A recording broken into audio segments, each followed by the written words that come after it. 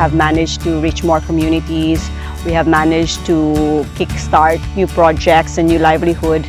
Sustainability and climate action is not going to happen through one individual.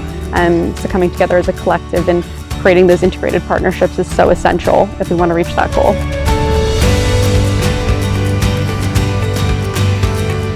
Tawag ko gani sa sarili ko basura queen.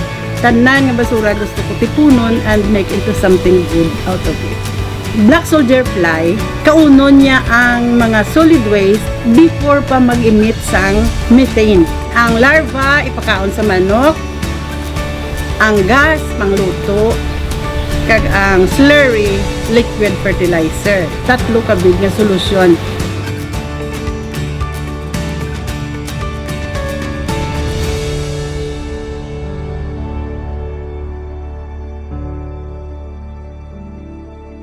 May mga number of students nga wala sang electricity sa ilang balay. Di kan charge sa amon nga school for free. Inapananawan ko na nga mamasanagan ilabalay kun masanagan sila nga very important ang pag-maximize sa isa ka enerhiya nga ara lang sa palibot.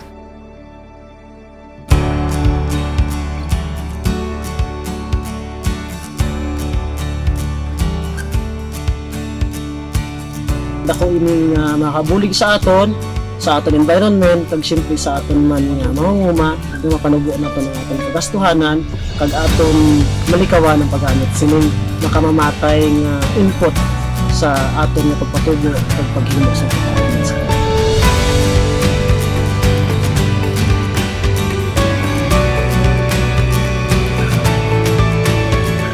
I am happy nga first time in the municipality of Kawayan nga nag-bamboo summit kita, kag nag-bamboo crafting kita, 5 days gid.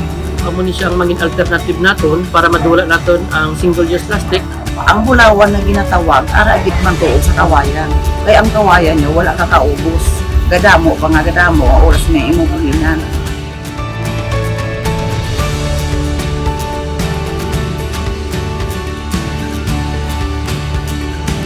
Kada aga ang amon nga women's nga mga members amon siya ang nagapanugod sa amon nga storyline. Dugang man gyapon nga income sa mga kababaihan ang vermi kay halimbawa kung may sobra kami sa amon nga kinanglanon sa amon garden pwede kami nakabaligya.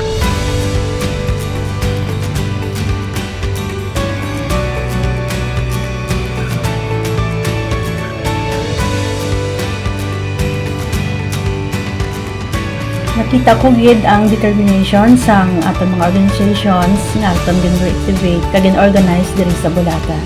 So dako-dako gid or significant gid ang impact sang mga livelihood projects sa ilang mga family because nga nagdugang ini sang income sa ilang family kag mas naganahan pagid sila nga magprotektar sa environment tungod diri.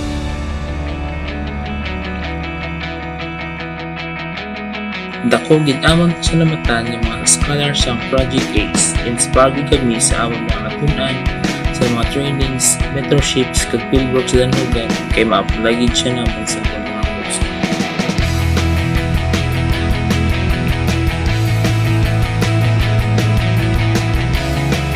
Through the citizen science training, mas na-realize na gid sang aton community members kung ano ka-importante ang marine protected areas like Danhugan. Nakita gid nila nga mas damo corals, mas damo isda, which in turn ga-benefit gid sa water sang mainland Bulata due to the spillover effect. We're also very proud to share that we have successfully reseeded 60 Tridacna gigas giant clams in Danhugan waters, which was inspired by Project ACE.